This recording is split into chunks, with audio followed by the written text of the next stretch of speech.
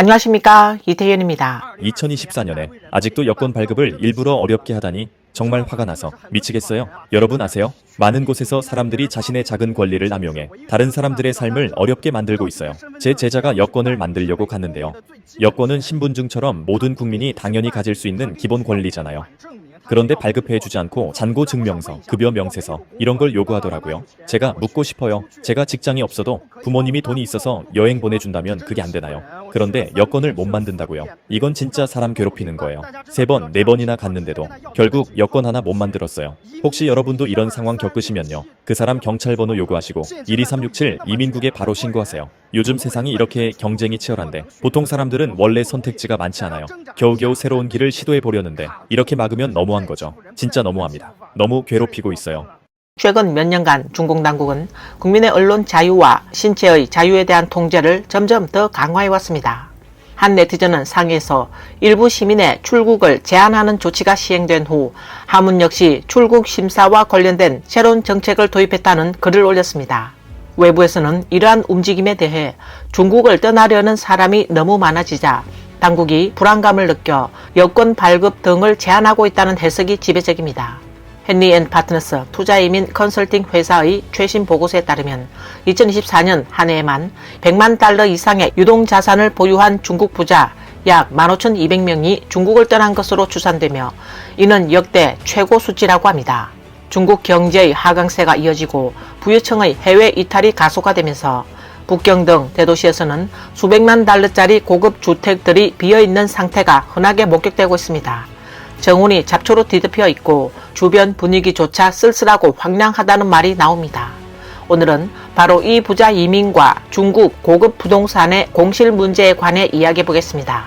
엑서유저는 2025년 5월 22일 게시글을 통해 최근 상해 시민들 사이에서 출국 제한을 당하는 제보가 잇따르고 있으며 중국 당국은 앞으로 국가안보 심사를 명목으로 출국하려는 모든 국민을 전면 심사할 계획이라는 소문이 돌고 있다고 전했습니다. 이 조치는 이미 상해에서 조용히 시범 시행 중이라는 말도 돌고 있어 많은 시민이 불안과 공포에 휩싸인 상황입니다. 이에 중국 네티즌들은 이젠 출국도 정치 심사를 받아야 하나요? 도망갈 수 있는 시간이 점점 좁아지고 있다 라고 반응하고 있습니다. 안녕하세요. 여러분, 저는 보이랑입니다. 지금 곧 베트남으로 출발하려고 해요. 원래 친구랑 같이 가기로 약속했는데 친구 여권이 안 나와 7일을 기다렸지만 허사였습니다. 이유는 친구가 여권 신청할 때 여행 목적지로 베트남이라고 썼기 때문입니다. 출입국 관리 쪽에서 그걸 위험하게 본 거죠. 동남아 국가니까요. 그래서 신청이 거절되었습니다. 그래서 친구는 여권을 결국 받지 못했습니다. 저는 그보다 먼저 신청해서 괜찮았어요.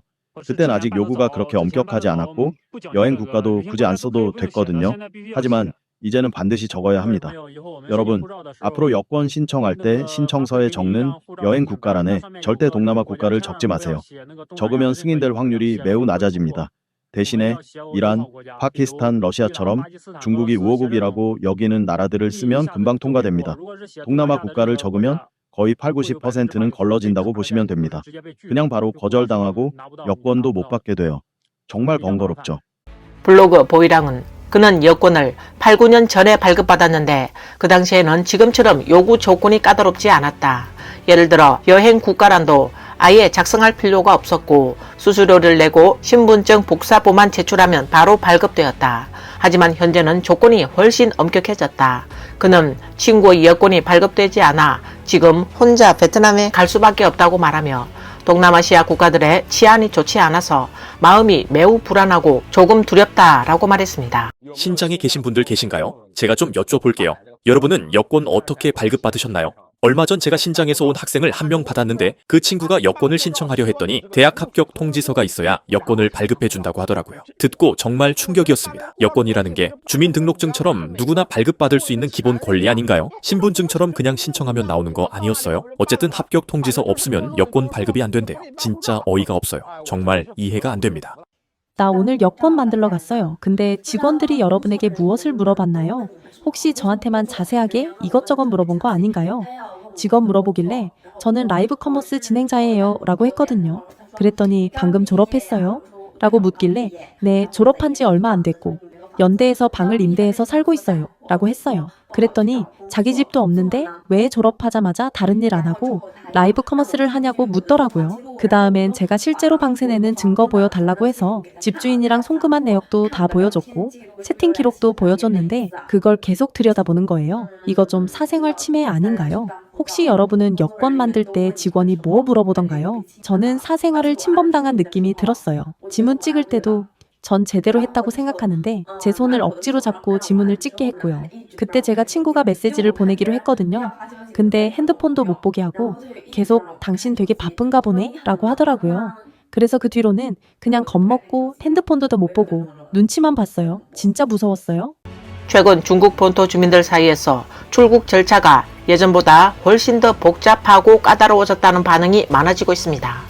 많은 사람들이 출입국 심사 과정에서 다양한 문제를 겪고 있으며 어떤 경우에는 직접 귀국을 권유받거나 심지어 단기간 내 재출국이 제한되는 상황도 발생하고 있습니다.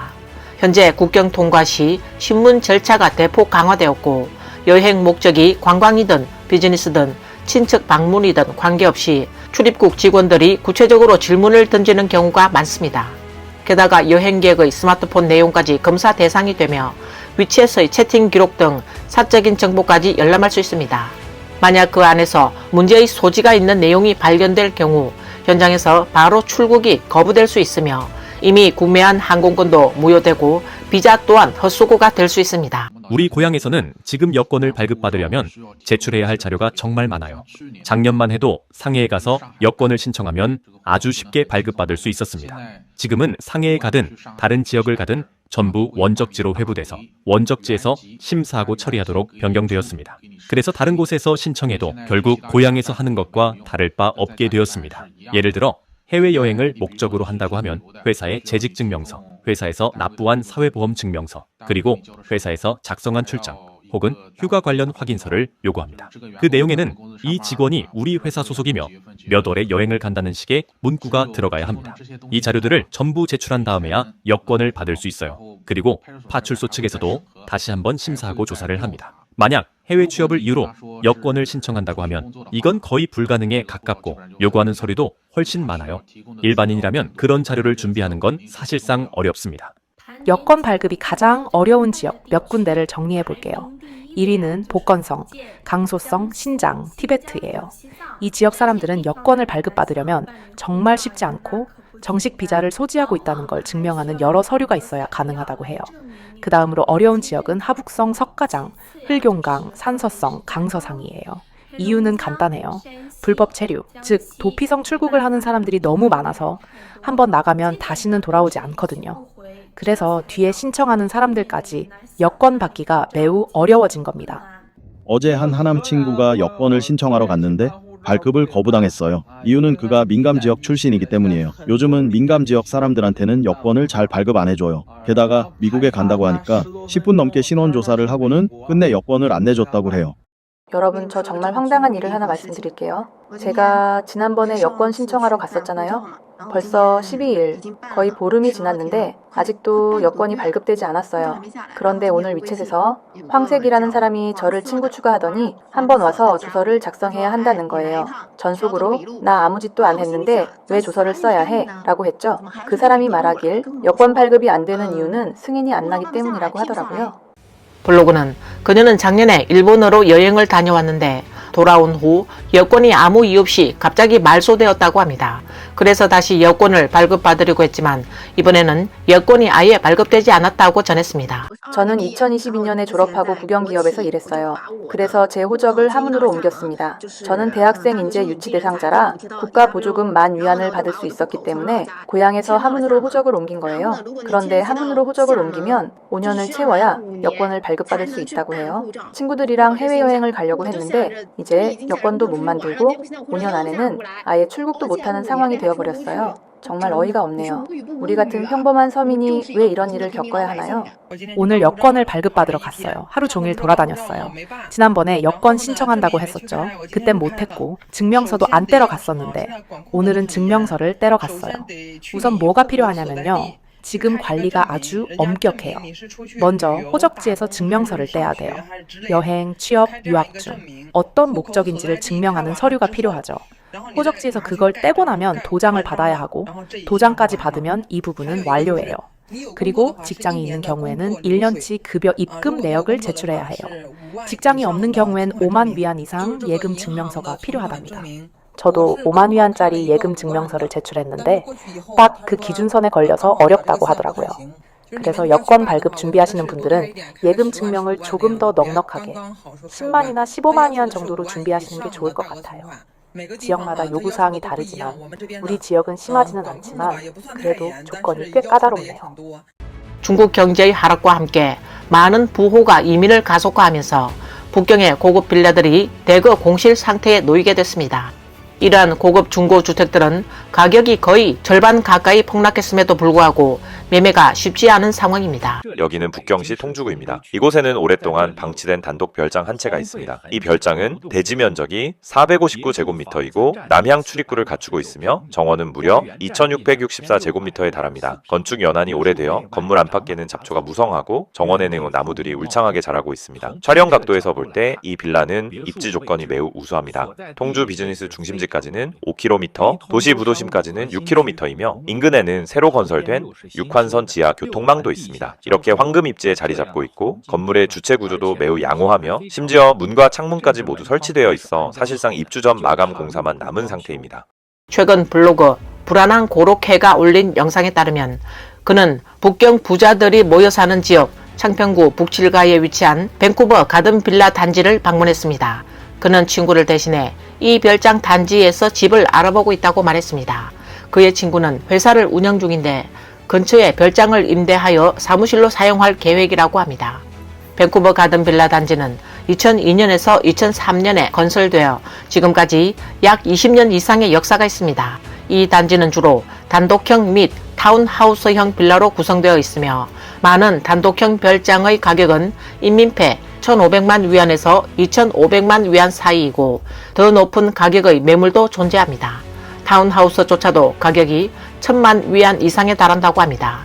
블로그는 중국 경제가 하락세로 접어들기 전부터 이미 많은 부유층이 정부에 대한 신뢰를 잃고 자산과 재산을 해외로 이전했다고 밝혔습니다.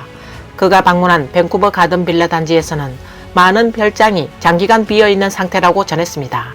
또한 그에게 고급 주택을 소개해준 중개인 역시 이 단지의 대다수 소유주는 해외 신분을 가지고 있으며 대부분 50대 이상의 연령대이고 이미 해외로 이민을 떠난 상태라고 밝혔습니다. 이 별장 정말 크죠? 울창한 숲속에 숨겨져 있어요. 보이시죠? 저 앞에 철판이 하나 있는데 철창을 막아놓은 것 같아요.